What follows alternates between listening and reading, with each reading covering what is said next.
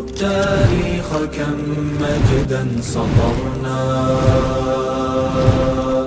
على صفحاته وبه تغنى. أمير المؤمنين في الحديث شعبة بن الحجاج رحمة الله عليه أغاي ورز طالبان درس ورته ډېر طالبان ناست دي. طالبانو کې غږ وایي په تاسې کې د مصر څوک شته؟ یو طالب غږ ورته کوي چې زه د مصر یم.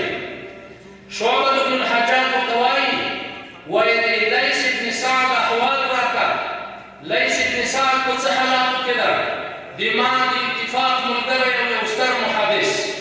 طالب ورته وایي انه قد مات، مړ سوی. بیا غږ کوي وایي تاسې کې د رملې والا څوک شته؟ د رملې عراقي کوم طالب شته در کې؟ یو چا غږ وکړو وایي د رملې والا هم شته. وایي د زمرة بن ربیعه احوال راکوي. زمره په څه حالاتو کې ده؟ طالب ورته وایي هغه هم مړ سوی ده. بیا غږ کوي وایي تاسې کې د حمص عراقي کوم طالب شته؟ یو څو غږ ورته کوي وایي هو. وایي تاسې د ربیعة بن الولید احوال راکوي، په هغه څه حال ده؟ طالب ورته وایي هغه هم مړ سوی ده. د شعبة بن الحجاج رحمة الله علیه د سترګو نه اوښکې روانېږي، ږیره یې په اوښکو باندې لمدېږي. طالبانو ته یو بیت وایي خلت الديار فسدت غیر مسودي ومن الشقاء تفردي في سندي. خلق لاړل علما د اتفاق اتحاد والا غټ خلق لاړل، بې وخته مشر سوی. او د یو عالم لپاره د بدبختي ورځ هغه ده چې نور علما ته لاړ شي او د بیا چې پاتې شي. نو د علماو دپاره بې اتفاقي او په یو طرف کې د بیا چې پاتې کېدل، دا یې د بدبختي ورځ هم ده، دا له مقصود نه د اوښتلو ورځ هم ده.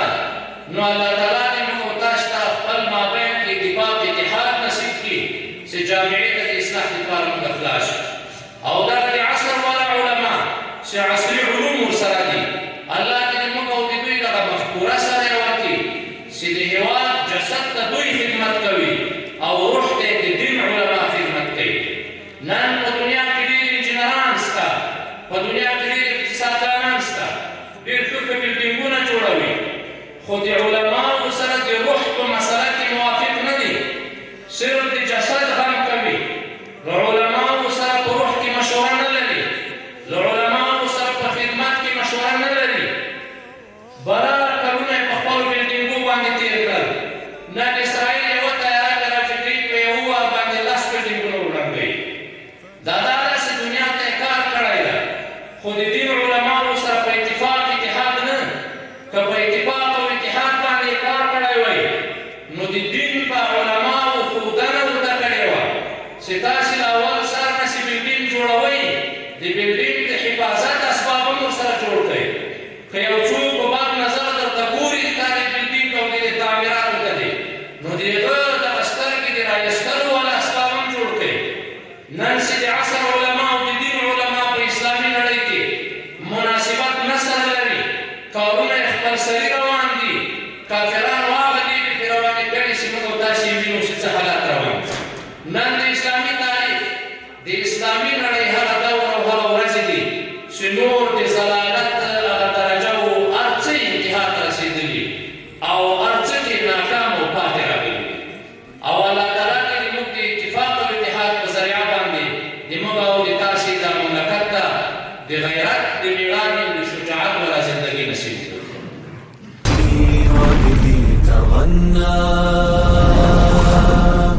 تهاب الأسد وطأتنا لأننا